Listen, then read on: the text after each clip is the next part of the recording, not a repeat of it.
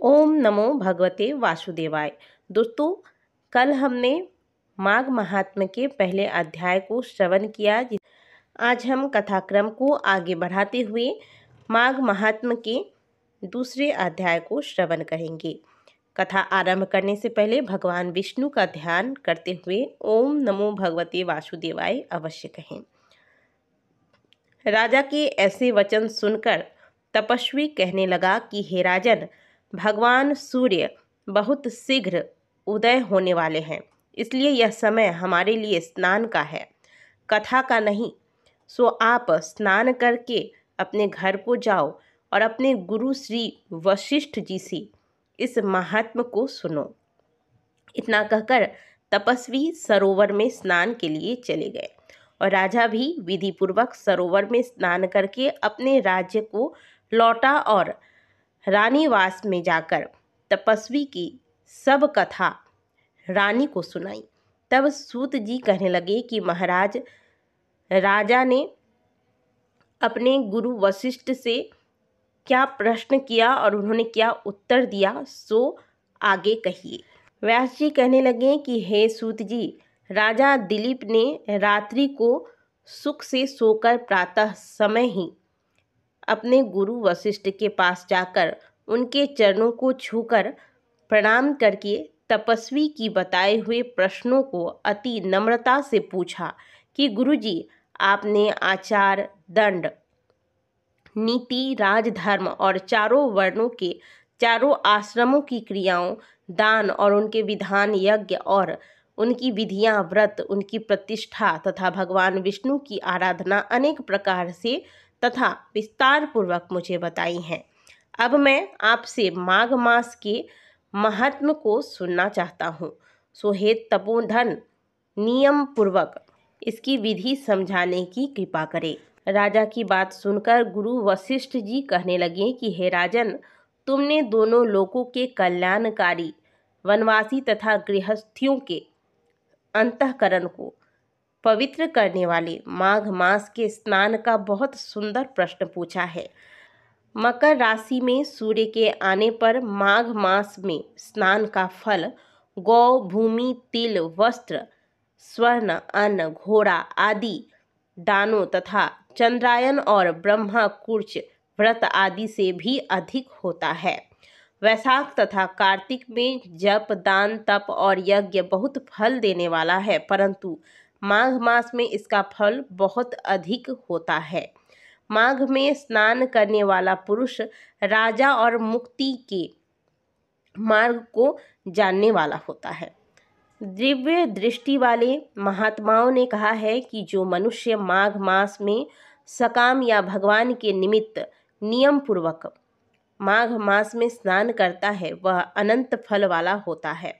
उसको शरीर की शुद्धि, प्रीति, ऐश्वर्य तथा चारों प्रकार के फलों की प्राप्ति होती है।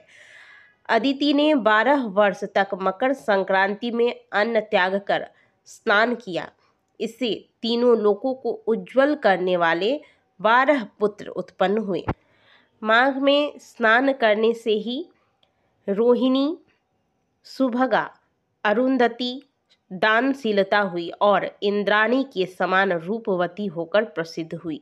जो माघ मास में स्नान करते हैं तथा देवताओं के पूजन में तत्पर रहते हैं, उनको सुंदर स्थान, हाथी और घोड़ों की सवारी तथा दान को द्रव्य प्राप्त होता है। अतिथियों से उनका घर भरा रहता है और उनके घर में सदा वेद ध्वनि होती रहती है।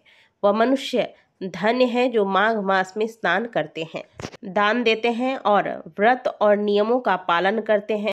दूसरों के पुण्यों के क्षय होने से मनुष्य स्वर्ग से वापस आ जाता है, परंतु जो मनुष्य माघ मास में स्नान करता है वह कभी स्वर्ग से वापस नहीं आता।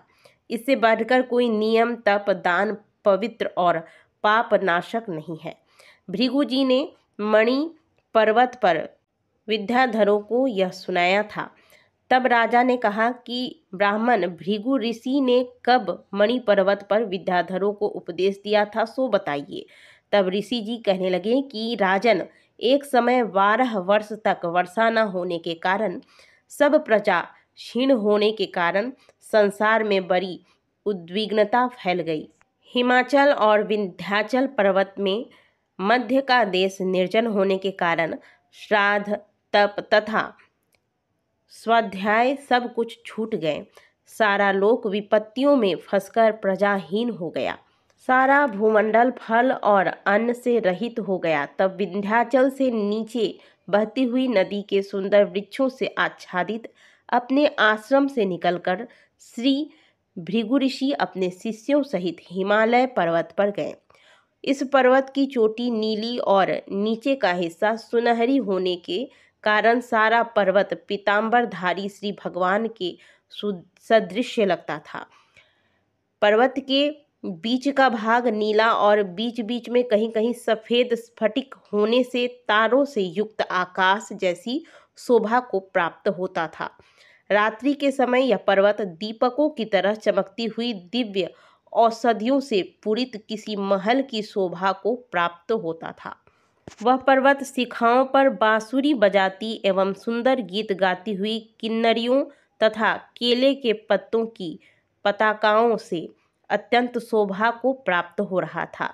यह पर्वत नीलम, पन्ना, पुखराज तथा उसकी चोटी से निकलती हुई रंग बिरंगी किरणों से इंद्रधनुष के समान प्रतीत हो रहा था। स्वर्ण आदि सब धातुओं से तथा चमकते हुए रत्नों से चारों ओर फैली हुई अग्नि ज्वाला के समान शोभायमान था। इसकी कंदराओं में काम पीड़ित विद्याधरी अपने पतियों के साथ आकर रमन करती है और गुफाओं में ऐसे ऋषि मुनि जिन्होंने संसार के सब क्लेशों को जीत लिया है, रात दिन ब्रह्मा का ध्यान करते हैं और कई एक हाथ में रुद्राक्ष की माला लिए हुए शिव जी की आराधना में लगे हुए हैं। पर्वत के नीचे भालों में जंगली हाथी और अपने बच्चे के साथ खेल रहे तथा कस्तूरी वाले रंग बिरंगे मृगों के झुंड इधर उधर भाग रहे हैं।